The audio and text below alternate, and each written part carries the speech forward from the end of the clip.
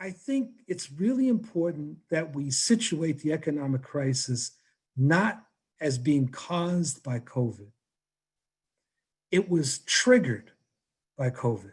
There's a big difference. I was years ago, I was almost blown up in a gas explosion. And basically my wife woke up and smelled the gas and then called the gas company. They showed up and they said, if you had waited a little bit longer, you'd be dead. And the thing about it is that what would have killed us was the gas being ignited. It wouldn't have been the spark. It would have been the gas blowing up.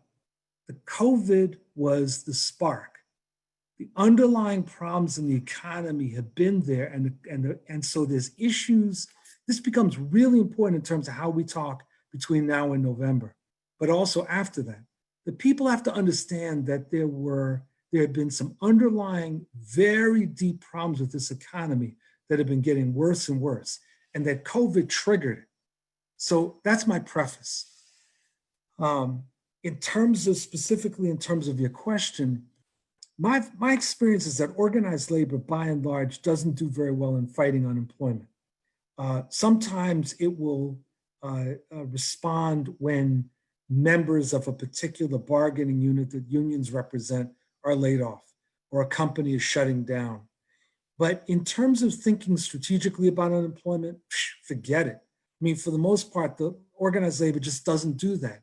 That every so often there have been discussions, and I remember in the midst of the last collapse, there were some discussions in the AFL-CIO about some experimental work on organizing the unemployed.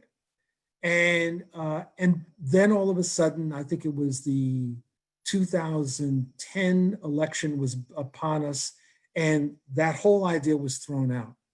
So one of the issues we got to look at is why does this keep happening? And why shouldn't the organized labor be at the forefront of actually leading campaigns around the unemployed? And I would argue that right now, it really does need to be doing that. And we on the left need to be pushing it. And we need to be pushing it not just because of what the soon-to-be Congresswoman was saying, but without sounding cynical about this, there are two segments of the population you never want to leave unorganized, if you know anything about the growth of fascism. One are veterans, and the other is the unemployed. And that when these two segments are left unorganized by the left, the right sweeps in.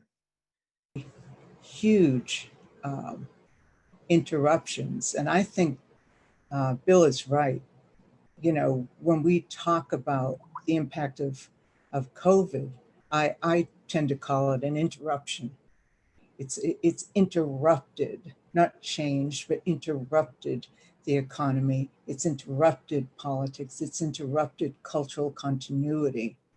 And no one, no matter what age, can say that we've experienced this kind of an interruption. So young, older, it's kind of like a level playing field when it comes to strategy and tactics. And in Indian country, the most amazing things have come out of the Rona, that people, new groups, new initiatives around food sovereignty. It was hitting in the spring. People who never thought they'd get their hands dirty, who've lived all their lives on a res, but would never plant a garden, got together, communities got together. In Yankton Reservation alone, over 200 families decided to deepen their understanding about traditional ways of agriculture, what to plant, and then they pulled resources with the help of a traditional Lakota women's society, and they rented a plow for all.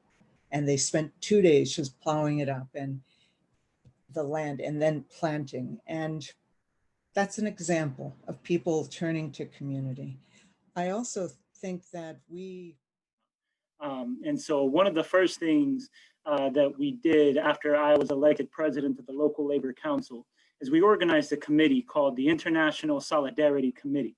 And the International Solidarity Committee is made up of immigrant and refugee worker leaders, union leaders, people who are stewards, some that are just rank and file members, but folks that are from all different countries.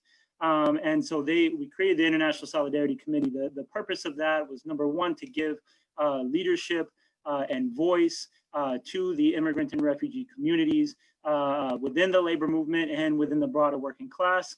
Number two, to help organize new incoming immigrants and refugees, help educate them on their rights as workers and help organize them into unions. And number three, also to educate American-born workers on labor struggles going on in these people's home countries, in Africa and in South America and Central America and Asia, in places like that, so that we can consistently have, so that American workers can consistently have that connection, knowing they're part of global labor struggle. You know, the labor movement is a global labor movement. And a lot of times we in the AFL-CIO are as guilty as anyone else in talking in terms of the American labor movement, the American unions and this and that. And that's very helpful sometimes, but oftentimes it leads us to forgetting that we are part of a global struggle for working class justice.